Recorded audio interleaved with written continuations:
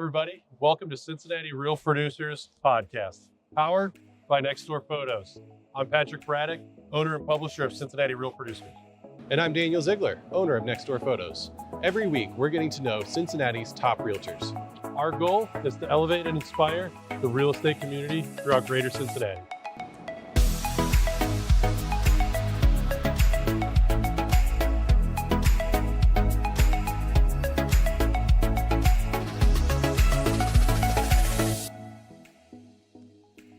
Okay, well today we have Heather Herr with Private Real Estate Collection.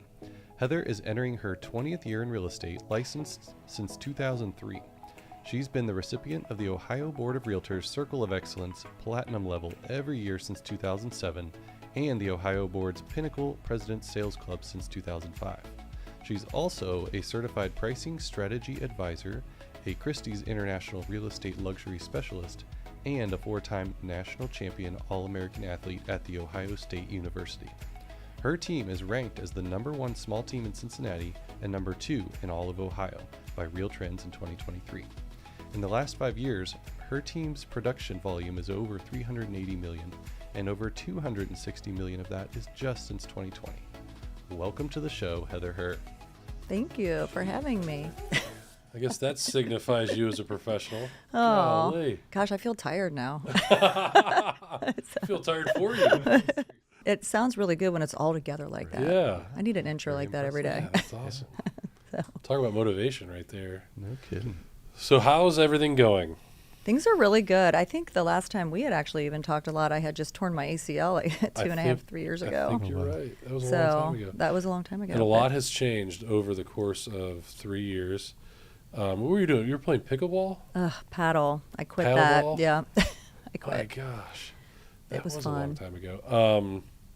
So thank you for jumping on with us. This is a really cool experience because like you said, the last time we spoke, it was a total different real estate market, total different real estate outlook for your team and you and what you were doing, and a lot has changed for the good and the better for you personally and professionally. So you talked about, starting in 2003 and being a mom and everything like that. Like how did your career start and what did you do kind of before you really dove into real estate?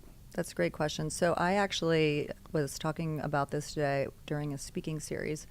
I actually, when I went to college, I didn't know what I wanted to do. So I was a synchronized swimmer actually, and was a state champion, then a national champion, and I got a scholarship to swim at the Ohio State University. And my parents did not have the money to send me to college, and they said, you're going to do this as your job. And I loved it. I met all of my closest friends in the world during that time. I was on the A team there and the national team, and we traveled all over the world. And so during that time, I was trying to figure out what I was going to do because I really didn't like school that much. I'm very creative, and I actually loved art. I was an artist, so my parents were like, just get a degree in art education. So then I got my master's degree, and I actually got my first job teaching high school art, That's awesome. which is kind of fun. And I was like 23 years old teaching high school, which was crazy. And I did not love that because I felt like I was too young to really understand. I wanted to teach grade school, but it was a great opportunity. And all of those students are still my good friends and my clients, which is kind of cool. But after about 3 years there, I wanted to make more money. So my husband at the time, we had just started dating toward the end of my career, had offered me this idea of going to this software company. They were looking for educational consultants. So I took that position. It was called Siebel Systems, and at the time, it was one of the largest CRM companies in the world. They sold to Oracle later, but it was a great opportunity. I took that position, traveled, trained large corporations. I got in front of groups, and I loved that. So that was really cool. And I did that until we ended up getting married. Then we had children. We had our first daughter, and I just couldn't travel. And they offered me a remote position, but it just wasn't as fun. Right. So I thought I'd just stay home. Gosh. And of course that lasted 14 months. Oh, wow. So at that point, my husband actually owned a mortgage company. It was the largest in the state of Ohio. And he said, I think you should just get your license. I could give you a deal or two, which that never did happen because, it's easier not to work that way. Yeah. And I got my license right away. And I just got to know everyone in my entire neighborhood. I would just walk my kids around the neighborhood, get to know everyone. Mm-hmm. I built my entire business around that, which I think is kind of old school. Yeah. And anything you do every single day, you will become very good at it eventually. So Right. I just studied 300 homes every day. And I took like 10 years doing that. And I built a really great business that way. awesome. So That's really that cool. was stage one. Yeah. I honestly knew nothing about business. We talked about that today too. Yeah. Yeah. So we were talking about how women don't get educated sometimes on finance or investments. So this was all new to me, getting into that side of the business. Yeah. For It'll sure. come to you. I hate that. Well, I'm curious what, from your past experiences, both from, teaching art to working at the CRM Awesome. company. Yeah. Like what from those experiences were you able to bring in to help you make you more successful in real estate? I think that really in the last year, I've really found clarity in that I actually did not think that I was meant to be an educator, but now I'm coaching. And I would say that my favorite thing about what I do is coaching. That's awesome. So I love coaching. My kids don't listen to me for the most part, which is why I'm not their coach. But Yeah. You're not but I alone in do that. like taking the time. Like my agents, like I say to them, call me anytime. I love talking to them. And I think that really came through. I like motivating people. I am very creative. I still like art. So the artistic side of my business is my passion. But I also think coaching is part of that. And then part two, software. I am a little bit of a software nerd. People don't know that I'm kind of an introvert. Yeah. And Ellen knows that I stay up all night sometimes learning new systems every day. Oh, wow. So I love software and I love creating like processes and systems. So I like to perfect those things. So those two things have actually really, I think, really helped me build a good business. That's awesome. Yeah. So the coaching part and the systems and processes part, because both of those you have to have in order to run a company. And with that being said, most real estate agents work for a brokerage where they are given tools, but they don't know how to have their own. Let's rewind a little bit, because when I follow you on social media, and you do a great job with your social Thank you. media, might be a testament help. to Yeah. Ellen as well. You are one of the busiest people I think I've ever seen on social media. Like, how do you balance the successful business with raising great kids and successful athletes? How do you make that work? That is hard. So I actually spoke about this today. I have been following a couple people like Gary Vaynerchuk and a couple other entrepreneurs online since my husband started his one company, and I learned a lot about content creation and branding. So I learned that branding yourself is important, but I also learned that as a synchronized swimmer as well, because it's not a sport like swimming as regular swimming. But I think you have to learn how to come up with a really good plan. So when I first started doing it, it could consume your entire day. But I have like several avenues that I do social media for. So I do have a team, and I have Ellen as my marketing and sales director. And we also have people that create content for us. We also have video people. So like putting all those people in positions that we know exactly what they're doing all the time, and then having a plan to execute that. So I can't be posting stuff all the time, but we do consistently say that it's very important to have that going. It is sometimes a lot. Yeah. Yeah. How's your work-life balance? Because it's like, I feel like we were talking Yeah. pre-production that you're kind of all over the place, and even the slow days tend to be busy. Yeah, I would say like, I think that it's been pretty good up until the multiple listing service debacle. Part of like starting a company is that we had to like reinvent things. We were doing our own things and learning. So that was a big challenge. And I am very proud that my entire team stayed together like a family. That's important to me. That's awesome. And we all came over, but we all had to relearn things. And we were finally coasting great and have a lot of balance. Then all this happened. We were equipped well to handle that, but I would say like there are challenges sometimes. So, but it's pretty good. Yeah. I schedule, I try to make time to say to people like, this is when I can and I can't do things. Sure. And it always seems to work out for the most part. I had Throw a little question. wine in there. That doesn't hurt either. Right, Occasionally. yeah. Hell yeah. I don't sleep a ton. I'm not a huge sleeper except for like maybe on the weekends. And I will say this much too. I used to go out and do a lot more social stuff. Networking is really important to building your brand. Mhm. And I think when you're first in the business, it's really important. But I'm at the point now where I avoid networking, and that's not a good thing because I'm tired and I don't want to talk to people. So I think you really have to like find time for that too. Yeah. So Right. So I'm curious, what and maybe particularly in relation to your real estate business, what is your why, or what kind of gets you out of bed in the morning and gets you motivated? Yeah, I ask myself that a lot.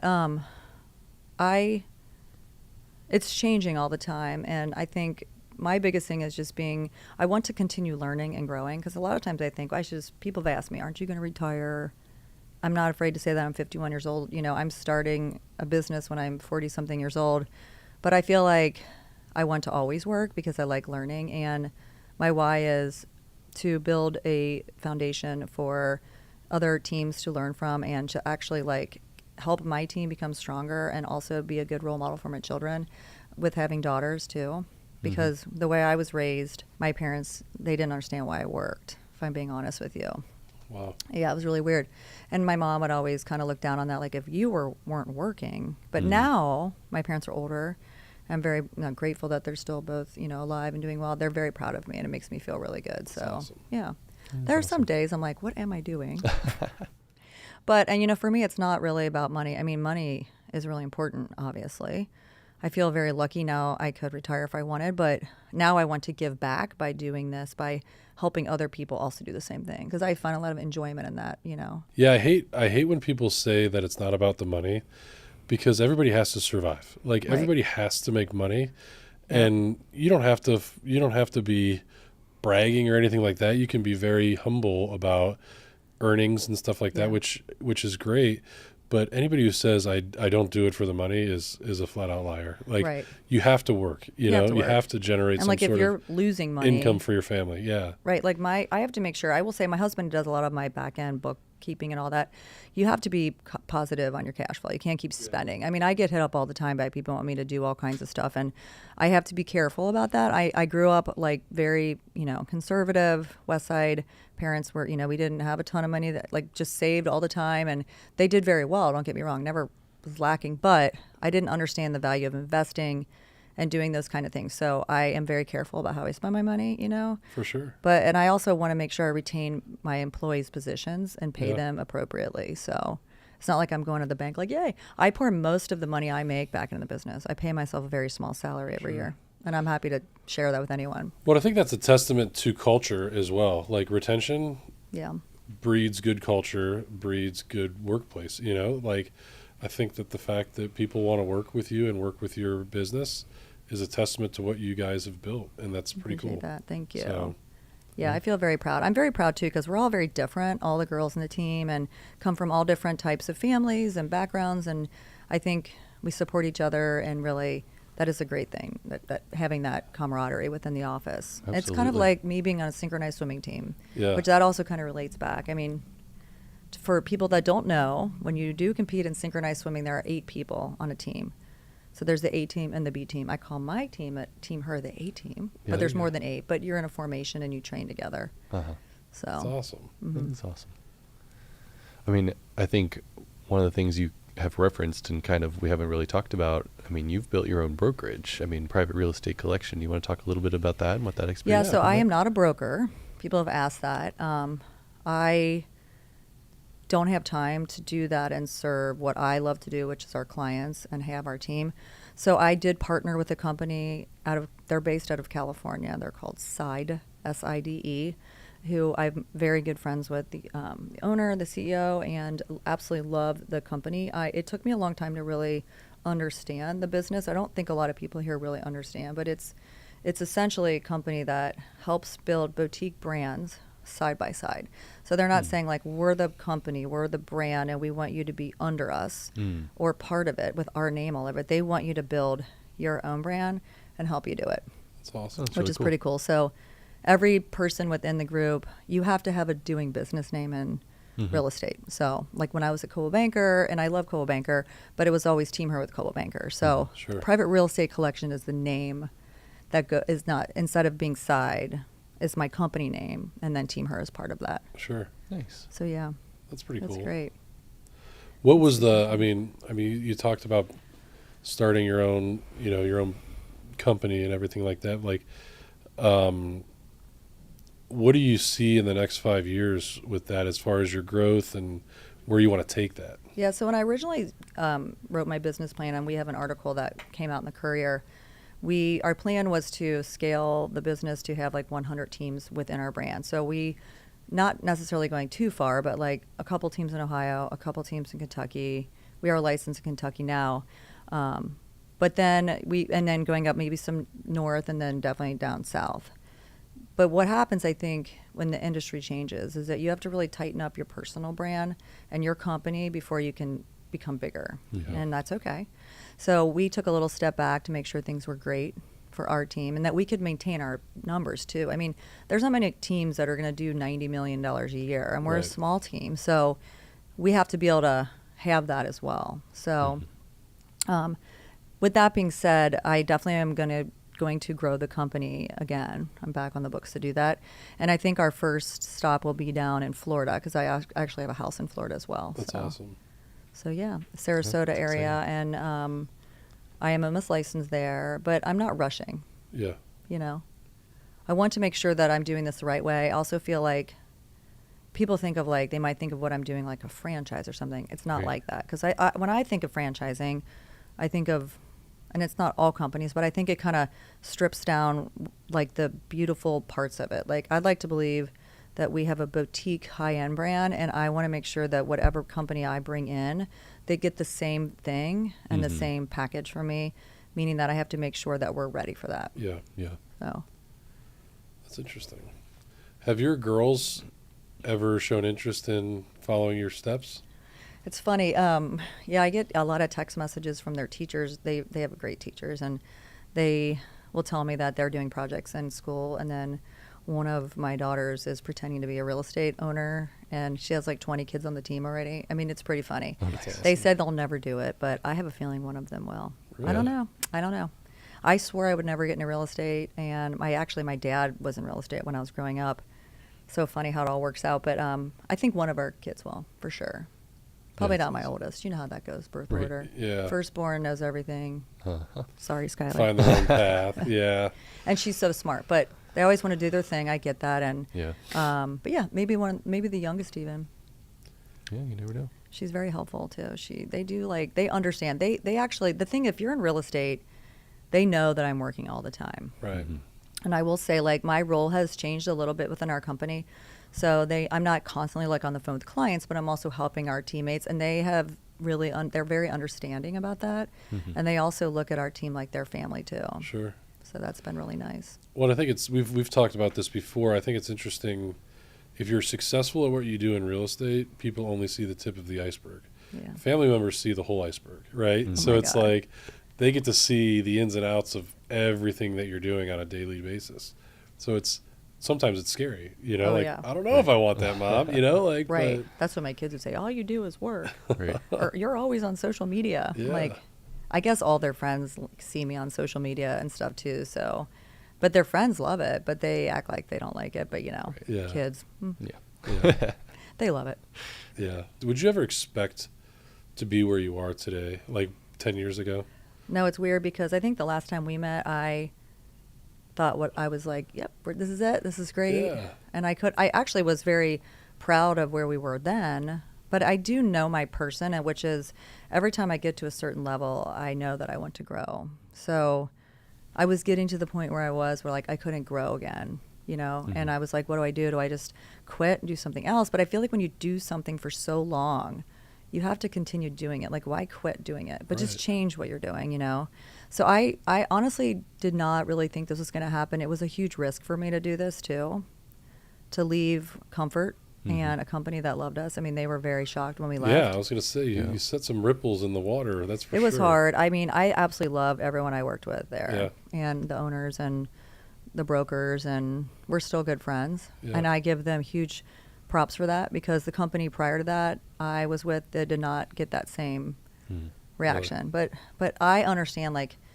people have to change, and you have to respect that, and I respect people that respect that. So Right. I know that if I went back and said I want to just kind of go back to this, they would take me with open arms. But I also said to myself, I'm going to do this, and I'm not going back. That's Sticking awesome. to it. Yeah. That's awesome. So That's a hard thing to do. Well, I think what's really amazing to me is like just getting into real estate in the first place is a big jump. It's a big leap for a lot of people.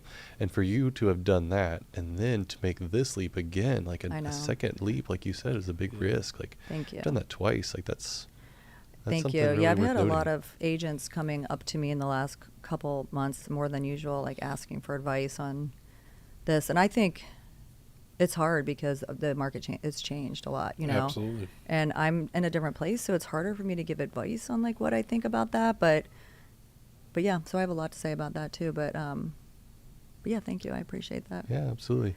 Well, and that's kind of one of the things that we wanted to ask too is what kind of advice would you give to, maybe it's a newly licensed agent or maybe it's just somebody that's thinking about jumping into real estate. What advice would you give to someone like that? I wrote a lot of stuff about that on my handy piece of paper, but I'm going to just go off my mind.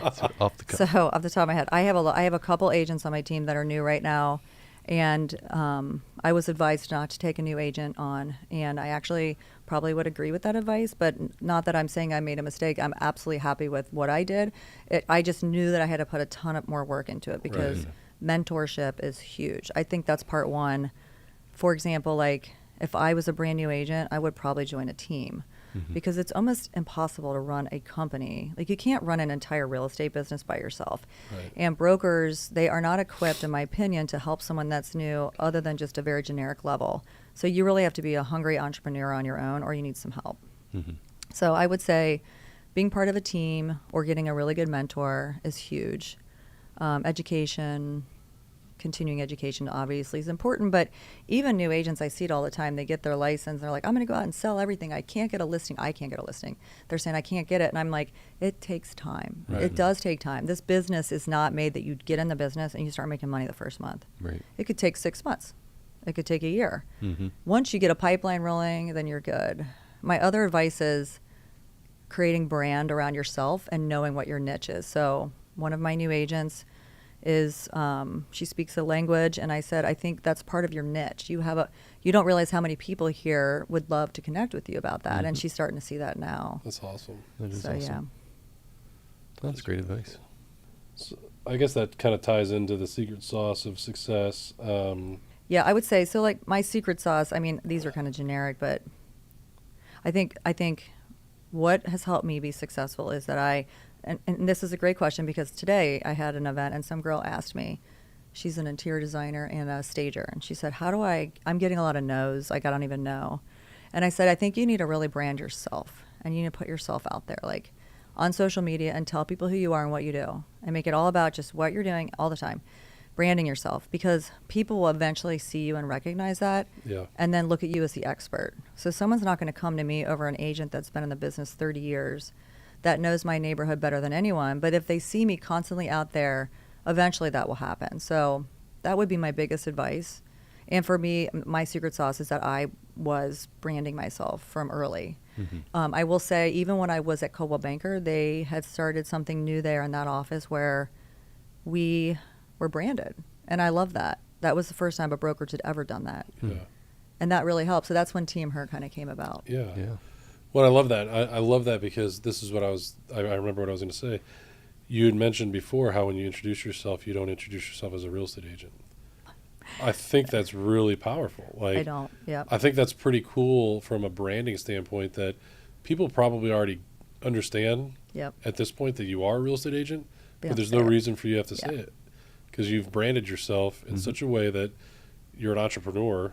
And I think that's, I don't know, I think that's incredibly powerful. And I think with social media and everything going on these days, empowering yourself and branding yourself is just as important as 100% as like motivating the team or branding the team. So it's so true. And I think too, like, I mean, I have too, like, a lot of different social media avenues, but my team is one brand, but I'm also that. And like, I try to teach that to my agents, like, you have to become a brand too. So like, how do you portray yourself? Like, who is your audience and who are you talking to? Like, I always say, like, what does your audience look like? This is like my training to them. And they go, I don't know, it's the mom or it's whatever. I'm like, great. Okay. So how are you portraying yourself to that person? And I think sometimes people change. Like, I might have a brand, like North Avondale is where I live. I've been there my whole life. I had to figure out another way because there's not that many houses. I've already sold 280 houses or 300 there.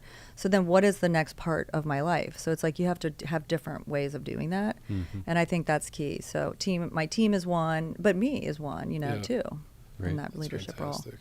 I just picture like a spider web getting bigger, as Ellen, or as other people start to keep branding themselves and grow individually as part of the team as well.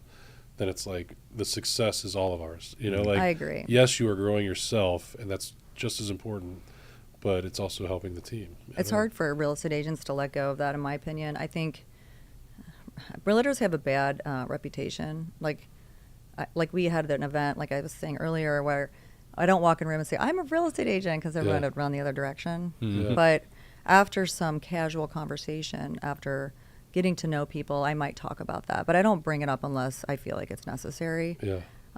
Because it's business. It's not just real estate. It's like you do more than just sell a house. But yeah, I think that's a lot of it too. And just being able to know when to talk about it, that's key. Well, it seems like you build yourself on relations. Like, hey, let me build myself as a relational type of person, and the rest will come. Yes. People want to work with who they know, like, and trust, right? Yep. So let me build that bond, and then if you want to talk about it, let's talk about it, right? Like, Right. And then we're going to sell your dad's house, your mom's, like, Yeah, it's all I don't about know. relationships. Yeah. It's so true, though. I mean, it is true. Like, I actually have so many people that I have sold, 20 houses, they're family members, just It's started amazing. from one conversation It's incredible. at a swimming pool, Uh-huh. and they trust you. It's all about trust. Yeah. I will say our industry has changed a lot. So it's not the same as it was. Like the neighborhood agent maybe is not as big as it used to be.